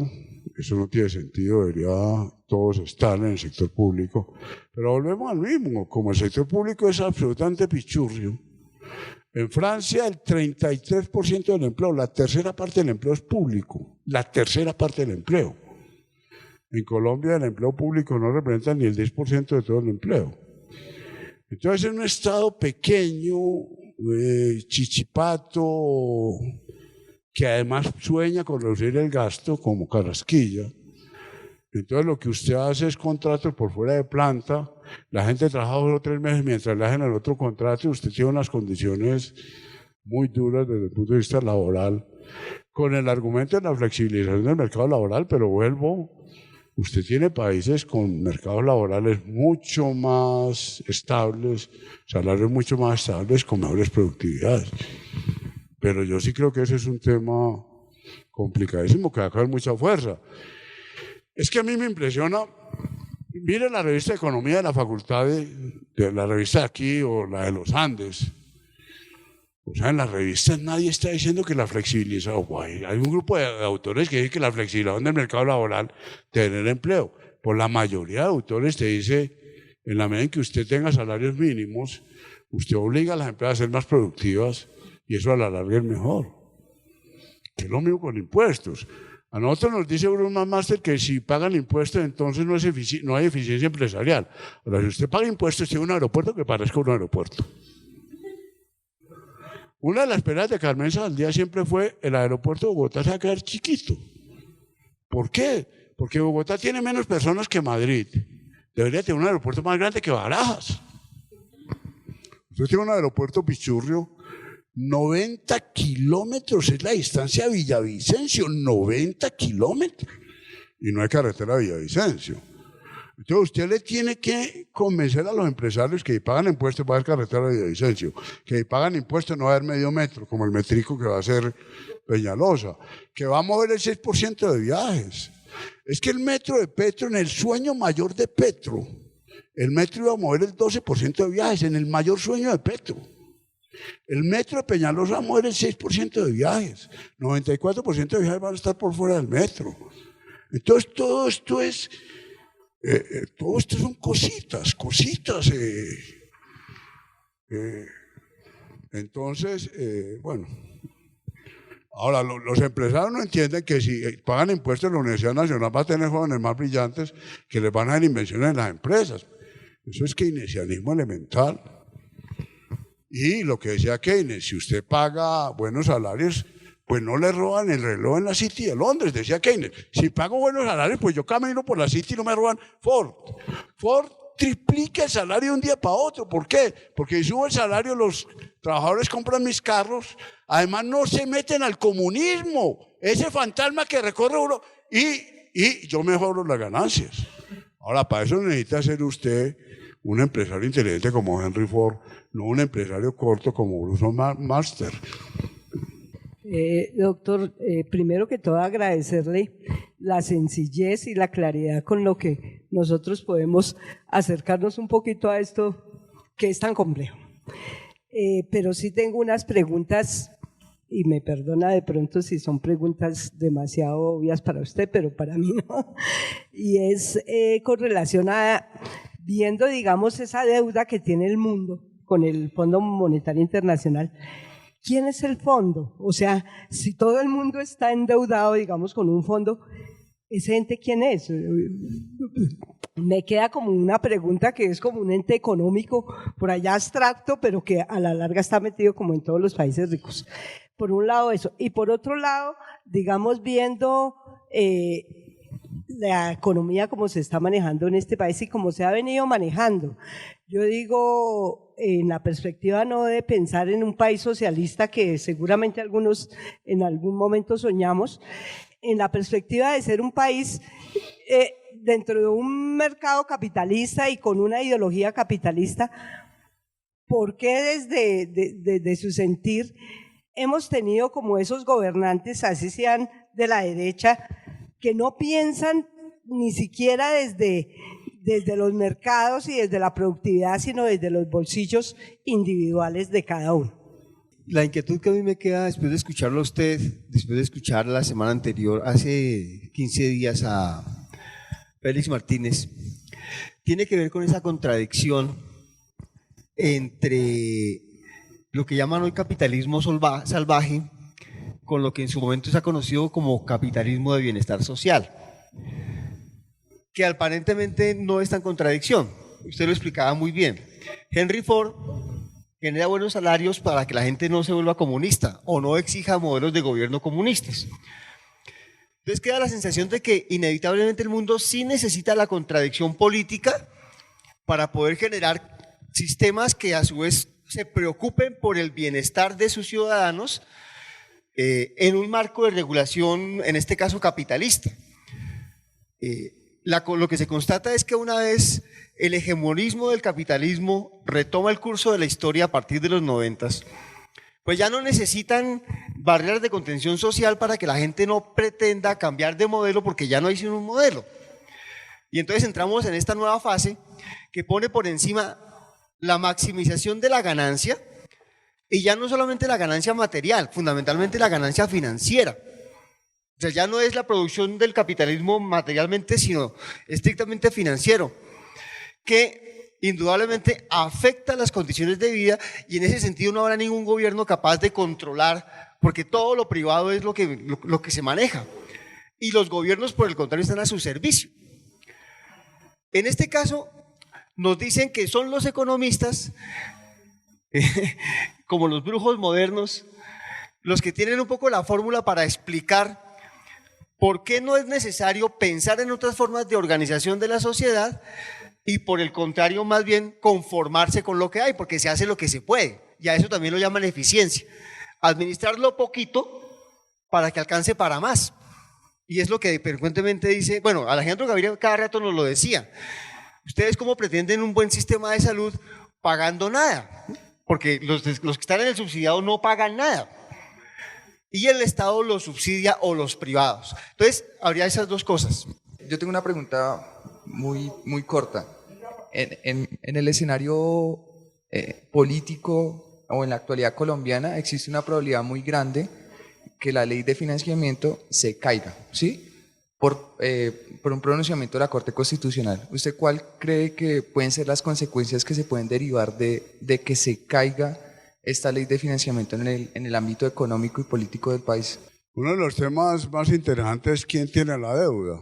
Nosotros, la mayor parte de la deuda se emite a través de TES y esos TES lo compran los bancos, los fondos de pensiones y particulares. Entonces, ¿quién tiene la deuda? Es clave. La deuda japonesa, por ejemplo, cuando Japón emite títulos de deuda, el 90% de la deuda está en manos de japoneses, de personas normales de Japón, ciudadanos japoneses. Eso tiene una ventaja enorme y es que si el emperador les dice que se inclinen, pues todos se inclinan.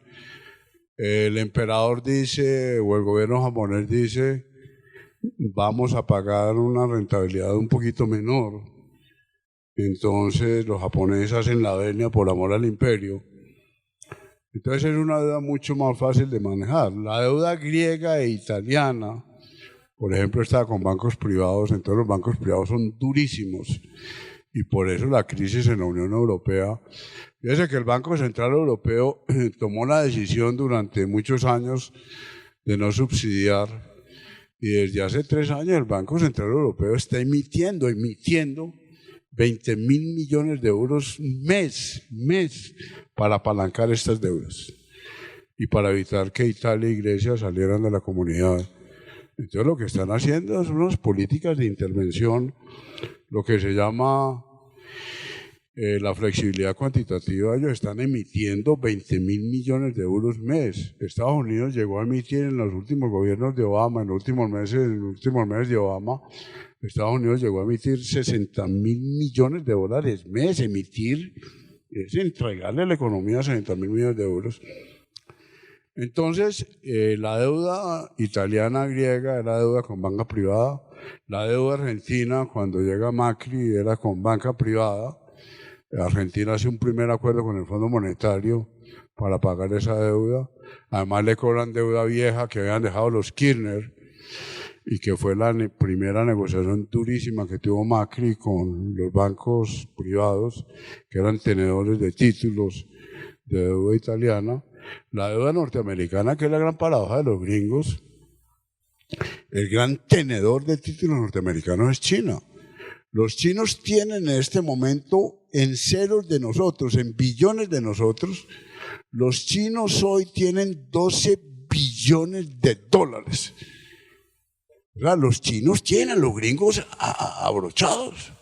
El día que a los chinos les dé la gana de soltar esa deuda, dicho, la financiación norteamericana le están garantizando los chinos que tienen 12 billones de títulos de deuda norteamericana. Entonces depende mucho de la composición de la deuda, lo que ha dicho el Fondo Monetario, el Banco de Pagos Internacionales. El Banco de Pagos Internacionales saca un informe anual que lo recomiendo y dicen, no sabemos, esto no, el mundo no conocía esto, digamos. Es que estamos viendo una situación absolutamente inimaginada. Es decir, que una persona durmiendo esté multiplicando sus recursos de la forma como está multiplicando. Pues usted no necesita ir a los grandes ricos. Messi le empaquetan un vestido Dolce & Gabbana rojo el día del balón de oro. Bueno, Dolce & Gabbana le paga a Messi por ponerse un vestido rojo, no por estar jugando fútbol, 1 millón de euros por poner un vestido rojo 3 horas. Un profesor de la Universidad Nacional que es superjuicioso y se gana 10 millones de pesos mensuales, que no es malo. después de que se canosea a los 20 años, podría llegar a $1 millón, podría llegar. Ahora eso es muy loco que Messi en 3 horas se gane $1 millón. Y además que va de impuestos, porque a Messi yo le creo. Messi dice, yo soy medio autista y yo lo único que veo es el balón. Mi papá es el que me maneja los impuestos. Y van del gobierno español a explicar por qué están evadiendo impuestos. Cuando usted está ganando $1 millón por Shakira, a quien todos queremos. Shakira se va donde el gobierno español porque le están diciendo que debe 14 millones de euros de impuestos. Shakira dice mentiras, como todos le decimos mentiras a la Diana. Bueno. Y Shakira dice, yo no viví en España esos días que ustedes dicen, porque usted tiene que tributar si vive más de 100 y pico de días. Y le dicen, aquí están los cruces con su peluquero. Y su peluquero nos muestra que usted se peinó más de 100 días allá. Entonces, Shakirita, 14 millones de euros. Ahora, aquí la abrazamos cuando viene al colegio, que no vale $1 millón, el colegio que tiene en Barranquilla. Entonces, cuando usted tiene esas burbujas, advierto que es envidia, una columna de Héctor Abad muy buena, un jornonero dice, yo sé que ese muchacho, por dicho, pegarle a esa bola, eso es una cosa magistral. El jornonero colombiano, más cachiqui y le pega a esa bola, perfecto. Ahora, es injusto en algún sentido, que por un jorrón se gane más plata de la que yo me puedo ganar toda la vida, que también soy juicioso. O sea, yo soy juicioso. Y yo hago entonces con un jonrón, y pues, si esos muchachos que mascan chicle le pegan a esa bola, eso tiene su genialidad, pero es que yo llevo escribiendo libritos y en toda la vida no me va a ganar lo que gana por un jonrón. Si usted esa plata del jonrón además la pone en derivados financieros, bueno, hay algo. El otro tema suyo es por qué somos así, pues por qué votamos por Bolsonaro, por qué votamos por Duque. Pues es que es la pregunta que se hace, ¿por qué los gobiernos son así? Es la pregunta que se hace, Orfan, ¿por qué el 1% tiene el poder y por qué el 99% permite que los gobernantes favorezcan al 1%? Es la pregunta de Sanders. ¿Por qué los brasileños votan por Bolsonaro? ¿Por qué los gringos votan por Trump? ¿Por qué los colombianos votamos por Duque Carrasquilla? ¿Por qué? O sea, esa es la pregunta angustiosa de Orfan. ¿Por qué los gobiernos que favorecen al 1% o al 1 por millón son gobiernos que... Entonces, claro, uno dice, ¿cómo hacemos? Pues tenemos unos sistemas electorales en sociedades donde el voto por mayoría más o menos funciona y votamos por Duque y Carrasquilla. Y votamos por los empresarios que dicen que no hay que pagar impuestos. Sociedades de bienestar. Yo creo que estamos llegando a una combinación. Marx nunca se imaginó una sociedad como la Noruega. Digamos, Marx siempre se imaginó en el manifiesto del Partido Comunista, esa epopeya pues victoriosa de la clase obrera. Lo que se imaginó Marx es una polarización, hay una depresión salarial, porque la tasa de plusvalía tiene que mejorar y hay un aumento de la riqueza de los propietarios del capital. Marx siempre se imaginó una pauperización de los trabajadores y por eso ese grito victorioso, proletarios del mundo entero, lo único que se puede perder son las cadenas a partir de pues, esa reflexión hegeliana sobre el amo y el esclavo. El amo no puede vivir sin el esclavo porque pierde su esencia, el esclavo puede vivir sin el amo y gana dignidad. Entonces lo que se imaginó Marx era una polarización muy profunda, que es un poco, vuelvo a decir, ese canto victorioso del manifiesto de 1848, los obreros van a llegar a las fábricas y va a haber una deprivación del salario. Y el mundo contemporáneo tampoco se lo imaginó un liberal radical como Mises y Hayek en los años 40. O sea, Mises y Hayek siempre le tuvieron mucho miedo a la planificación como una forma de introducir los totalitarismos. Esos libros de Hayek, por ejemplo, La contrarrevolución de la ciencia, Son libros en donde advierte sobre los peligros que tendría la planificación.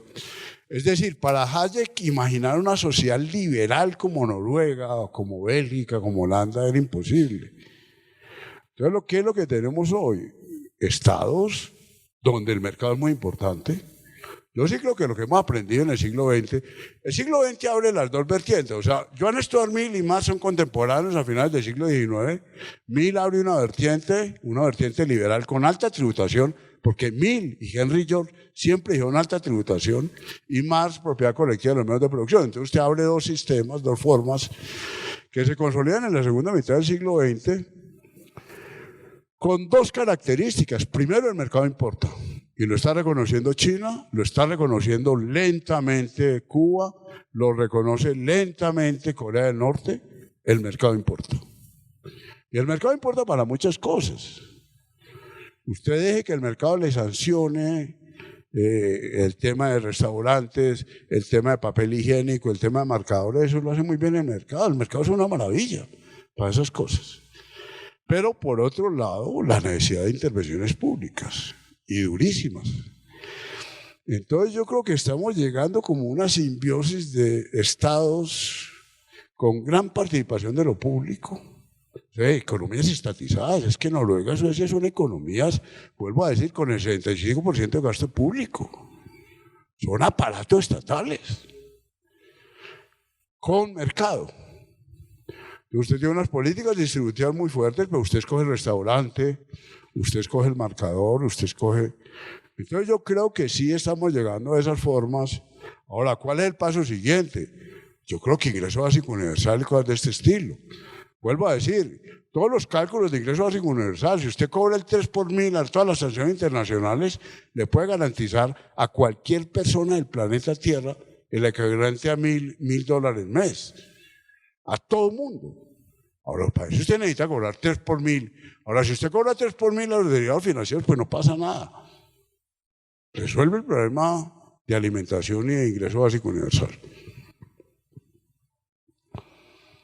Y el tema de ley de financiamiento, yo creo que es bueno tributariamente, porque es que yo vuelvo a esta gráfica. A la gráfica que yo les mostraba. O sea, yo no sé por qué Carrasquilla está tan... O sea, los que están asustados son los empresarios, porque lograron todas esas exenciones. Pero si saca la ley de financiamiento, mejora la tributación. Es que esa es la paradoja. Como metieron todas estas exenciones, yo creo que si se acaba la ley de financiamiento, digamos, si la declaran inexequible, esta más adelante, más. Miren este gráfico otra vez, es que más adelante, más.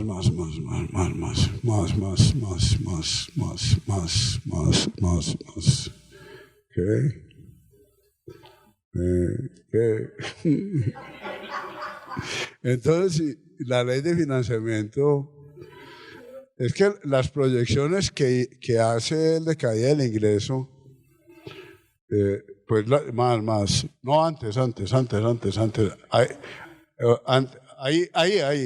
Esta. Mire, ¿cuáles son las proyecciones de ingresos que tiene Carrasquilla?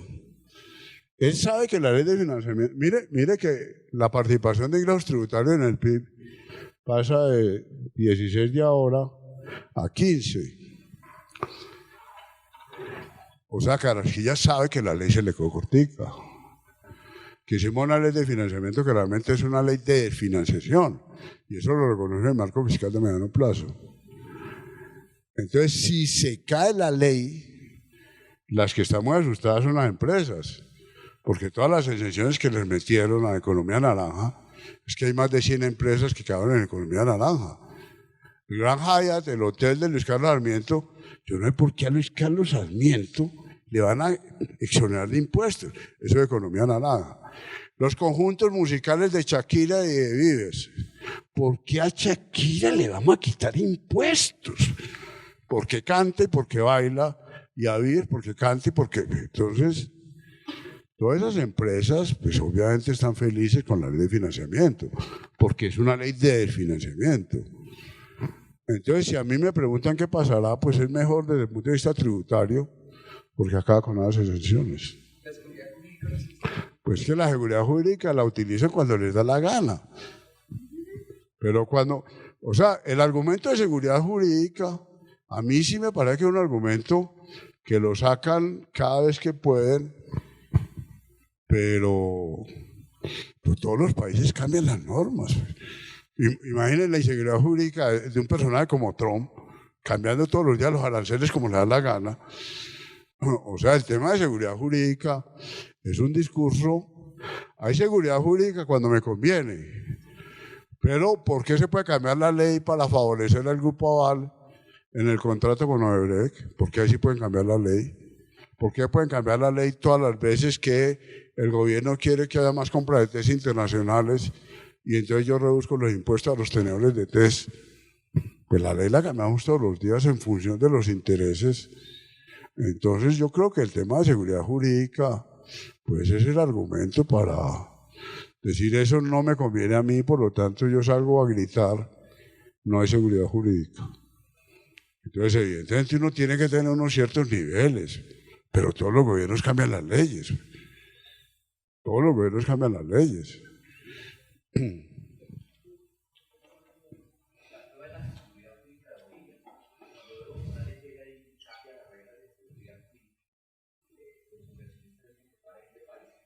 No, no es que, claro. Sí, pero sí, y usted mira la inversión, y cuando consideran la inversión extranjera son muchos capitales golondrinos que vienen a comprar test. Ahora uno no ve que en Colombia se estén creando grandes parques industriales. O sea, inversión en Colombia, además acabamos con la agricultura. No tenemos carretera, es que este país no es atractivo. Teníamos transporte fluvial, Europa sigue consolidando el transporte fluvial, Europa no ha reducido el transporte fluvial. Europa ha entendido que la mejor forma de llevar piedra y arena al centro de París es a través del río Sena. Y entonces los planchones van con piedra y con arena, porque es lo más eficiente. Entonces, Europa sigue ampliando canales. Europa tiene al ferrocarril compitiendo con el avión y tiene autopistas. Nosotros acabamos con el transporte fluvial, no tenemos trenes. Ahora, a nadie en Europa, a nadie en Estados Unidos se le ocurre que el costo de operación de un transporte masivo se tiene que financiar con tarifa. A los únicos que nos ocurre esa estupidez es nosotros. En Londres sale un bus a las 12 de la noche a recoger a 4 personas. ¿Por qué? Pues porque la ciudad tiene que garantizar transporte a 4 personas. Cuando Europa se metió en los trenes, Europa nunca hizo el cálculo de que la tarifa tiene que financiar la operación del tren. Hoy la tarifa no financia la operación de ningún tren europeo. Hoy la tarifa no financia la operación, ni siquiera la operación de los grandes metros del mundo. Cuando nosotros como Universidad Nacional hicimos la evaluación del metro de Samuel, que lo hicimos con los Andes, vinieron profesores de Chicago y Harvard, y en esas discusiones la pregunta de los profesores de Chicago y Harvard es: díganos qué sistema masivo se financia con tarifa. La operación, no la inversión. Tokio no, Nueva York tampoco, Londres tampoco, París tampoco. Los grandes metros del mundo no se financian con tarifa. Y nosotros tenemos la estupidez de pretender que Transmilenio se financie con tarifa, que la carretera se financien con peajes. Las carreteras europeas las construyeron desde Hickel para acá con la riqueza europea. Las grandes carreteras norteamericanas se construyeron con la gran riqueza norteamericana. Y el tren, que juntó el este con el oeste norteamericano, se hizo porque había que hacer trenes. Y porque la gente tiene que mover. Pero usted no puede hacer carretera a punta de peajes, porque tenemos la desgracia de la carretera Villavicencio, o la desgracia de la carretera Tunja. Tenemos la desgracia que no tenemos una sola autopista en el país. Entonces, claro, en esa cosa michicata, usted no toma decisiones de grandes proyectos de inversión. Y nos tiramos las regalías. Y con esto, 18 billones de pesos de regalías. ¿Qué dice Echeverry? Que la mermelada llegue a todas las esquinas de la tostada. lo denuncia Maya, siendo vicecontralora Gloria Alonso, y dice Maya, ¿cómo nos tiramos 18 billones de pesos en 12.500 proyecticos? Gloria Alonso llega a Planeación Nacional y sigue siendo lo mismo que denunció con Maya. Nos gastamos la plata en proyecticos. Con 18 billones, usted dedica 3 billones a crear el Gran Centro Mundial de Biodiversidad Pacífica. Y a los 3 años empieza a tener premios Nobel en el Pacífico. 2 billones a que todas las escuelas rurales del país tengan buena infraestructura. La Universidad Nacional, esta universidad, fue de laboratorio a laboratorio pidiéndole a los dueños, a los profesores de los laboratorios, ¿qué necesita este laboratorio? Mira, estas goteras. ¿Qué necesita este laboratorio? Mira, estas sillas están cojas. Mira, estos microscopios ya no los puedo poner a funcionar. Para que los laboratorios de la Universidad Nacional se parezcan a laboratorios, no para hacer ciencia y tecnología. La Universidad Nacional necesita 2,5 billones de pesos.